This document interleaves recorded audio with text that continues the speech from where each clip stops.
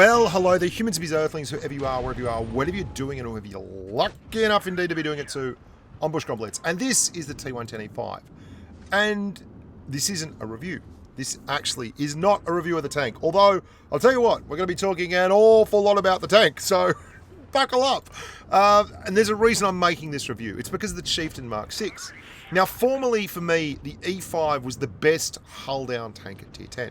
There are other tanks that have supposedly stronger turrets like the IS-7 and such, but the E5 actually has gun depression, which means it can perform hull down while getting the shot off. Not just bouncing shots hull down, but also getting damage out there. Now, the Mk6 is an interesting thing because it's causing all kinds of controversy at the present, as it's a tier 10 crate tank. And people are buying the crates and not getting the tank. And it's costing them a lot of money. And some people are getting the tank straight away, and they're earning the ire and hatred of many people around them. And it's just controversy corner.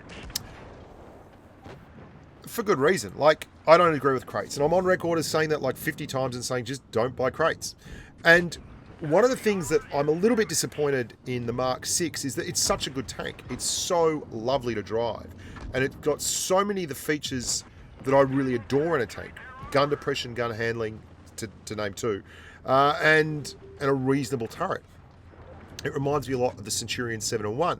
And anyone who's been around for any length of time and watched any of the videos on channel would know I've got one hell of a man crush on the 7-1. I think it's just, you know, I'm on that thing like white on rice. It's where I'm at. I'm all over the 7-1. And for me, the E5 was the preeminent, the Ayatollah of rock and roller hull down tank for tier 10. Reasonably mobile, with great penetration numbers and enough DPM to really worry people. And it would appear that there is a significant portion of the population that think the Mk6 is now that tank. And it's hard to argue with them. The Mk6 has more gun depression. It has better DPM. It has slightly better penetration on its standard ammo, but not as good a penetration on its obviously its premium ammunition, which is 340 tier 5, which is massive. And then it's got Hesh, which is 110 millimeters worth of pen on a high explosive shell that does 515 average damage, which is, let's be honest, pretty amazing. So what does that say about our poor old mate, the E5? So what I did was I went and drove a couple of games in the E5, as you can see here. And I'll tell you what, it's still a resoundingly good tank.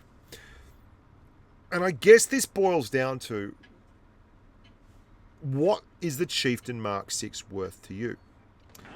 Because if I had to choose to drive the E5 on the Mk6, I'd be pretty much squarely in the middle.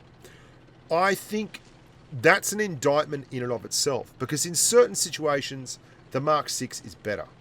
Its ability to burn down a tank is amazing. Like, it really is a very, very strong tank, straight up and down. It's got a 120mm gun that does 7.92 rounds a minute. The E5 has a 120mm gun that does 7 rounds a minute flat. So while there is a nearly 400 damage difference in terms of damage per minute, it's not so huge that you can't overcome it. When you look at mobility, the E5 speed limit is 37 kilometers an hour, and it has 33 degrees of track traverse and 24 degrees of turret traverse. In this, the Chieftain is hands down better again. I mean, the numbers support this. It has 36.5 degrees of turret traverse and 36.5 degrees of track traverse. So it's a better tank for mobility. It's a better tank for DPM. It's a better tank for standard rounds of penetration, and it's a better tank for gun depression. Where it's not a better tank for my money is armor-wise. The turret on the Chieftain is comparable to the turret on the E5. I think the E5's turret is still better, and you can see the Chieftain's turret here is very tough to pen, and its upper glacis is also very strong.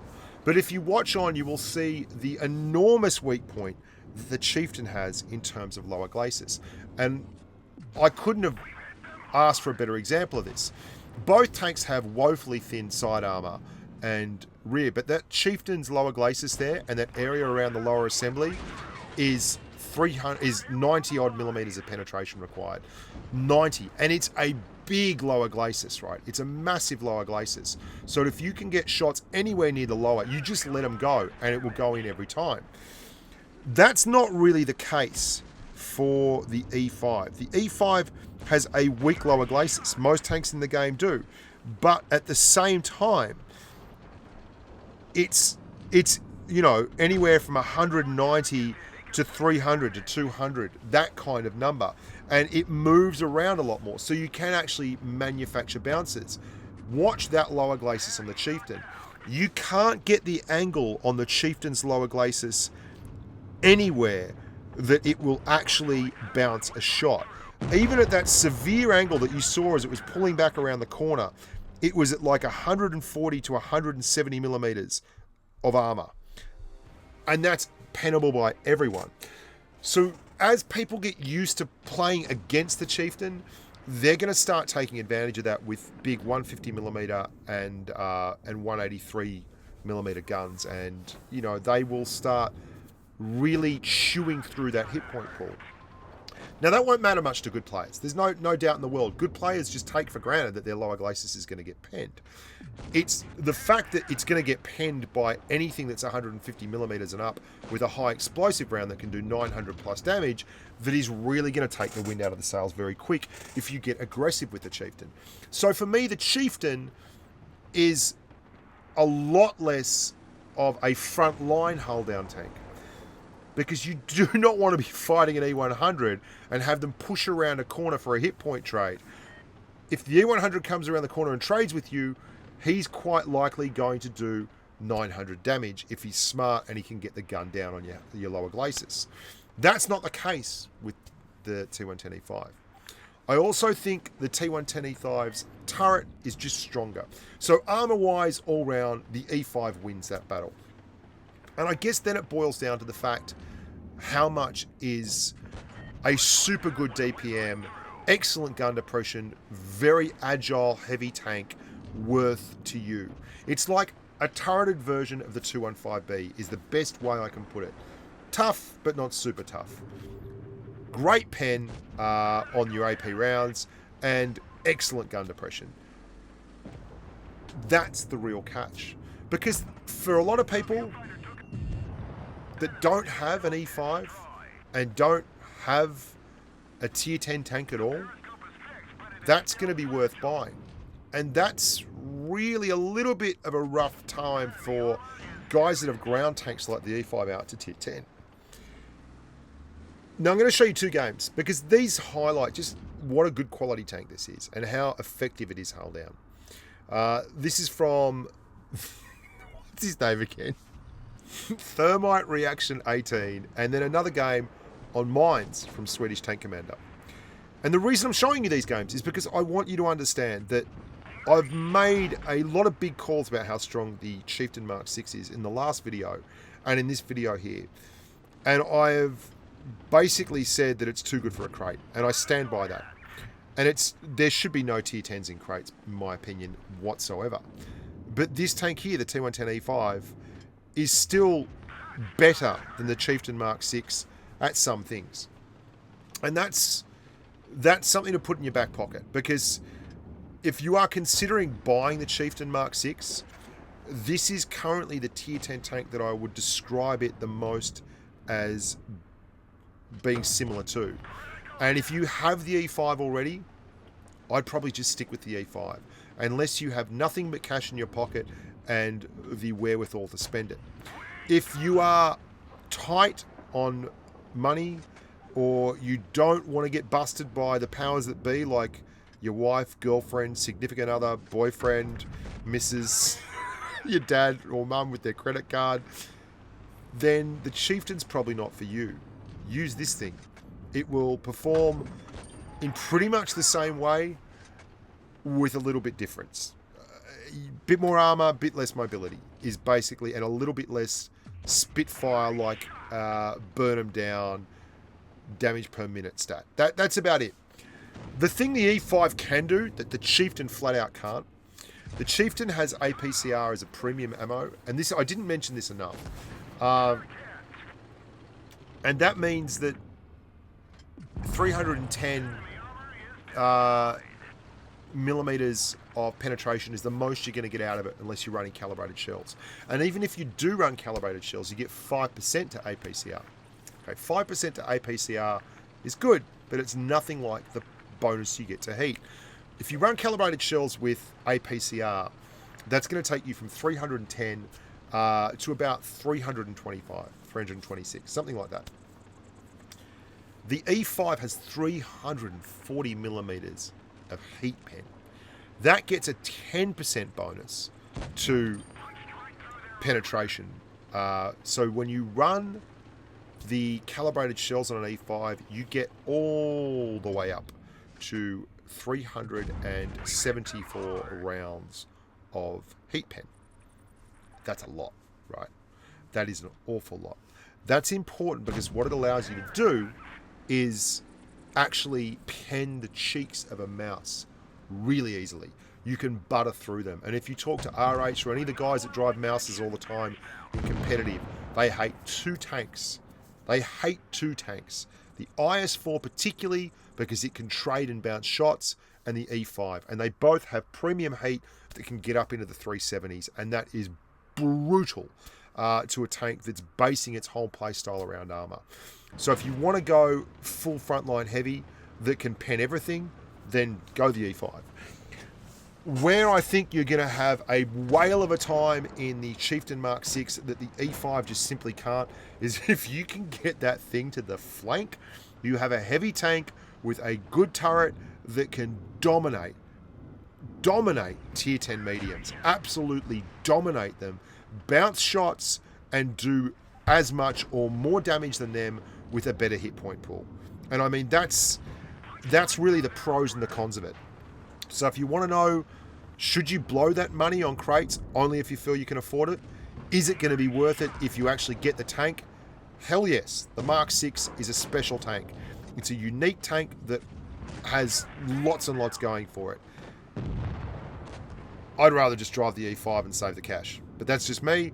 I can't legislate for fashion, humans, or the existence of a supreme being. I'm going to show you one more game here, which just highlights exactly what I was saying here with the E5. You can see the E75 here and those guys pushing around. That's because the E5 is exposing the lower glacis. Swedish tank commander knows what he's doing though, and he's going to angle that up. Now, he angles that up, and the guy has to use premium ammunition to go through. Again, premium ammo to get through. All these guys are using Premo to get through the bottom of this E5's lower glacis. That's because angled up and above them, that can get up to over 200 millimeters a pen and can sometimes jump way up there depending on where he's wiggling and jiggling. And that means that they use ammunition that does less damage, which in and of itself is a modifier to the amount of damage taken. And that's something you don't have on the Chieftain Mk6. The Chieftain Mk6, the most armor that it's going to get up to there is like 150 millimeters a pen. Let's be honest, it's going to be more like 100 millimeters a pen. And no one needs to fire anything but HE or AP to get through there. And now the E5's true armor potential starts coming to bear. That upper glacis is quite tough to pen. The gun on the turret only has 8 degrees of gun depression, but the turret's a lot stronger. These are the kind of things that will absolutely make a difference in the game, and they're the kind of nuances and tiny differences that the game guys balance on. Like, that's what they balance on. So the Mk6 is going to probably wear a little bit thin over time. It's going to become less effective because people are going to realize that lower glacis is enormous and is a big issue. It's a lot like a K91 when that was first released as a test tank. No one realized it was in fact a auto-loading tank. So a lot of people were getting massive Kolobanovs, me included, because it was a test tank and no one had a clue that it was a tier 9 autoloader. Nowadays that doesn't happen as often because people know that tank, while it is an autoloader, can get another shot on them. They don't take a shot and then push out on it because they don't realize there's 2 more to come. And that's the player base getting educated. I love this. Look at this E5. Look at that turret. You ain't doing me, baby. It's too strong, too crazy. Pushing on the grill, very, very aggressive there. The grill could have hit him from the right, but was probably looking at some of the other targets that were available. Could still hit him here. Very, very upset with that grill. Didn't come out from behind the shell, but the E5 was pumping down with blood in the eyes and did absolutely deserve to get that. He risked it for the biscuit. Now they just clear the grill. Well done. Good game, Swedish Tank Commander. And both these games were great because they were perfect games for me to show what the E5 can do and why a lot of people are saying that the Chieftain Mk6 replaces the E5, and I just don't think that's true at all. I think that if there is one thing Blitz does well, it's balance via the little numbers, the tiny little numbers that people don't really think about. Like, the difference between a tank that you go to Pramo to pen rather than going to AP to pen. The difference between 8 degrees of gun depression and 10 degrees of gun depression. The difference between heat, premium ammunition, and running calibrated shells. Great game there, Swedish Tank Commander. 6,000 damage, 3 kills, 1,582 XP. Nothing to be ashamed of there. Love your work, guys. Thank you so much for watching. I'm Bushka on Blitz. Make sure to subscribe to the channel. Please hit that like button. It really does help me. Keep sending the replays in. bushkagaming@gmail.com. And until next time, stay safe on the battlefield. Bye for now.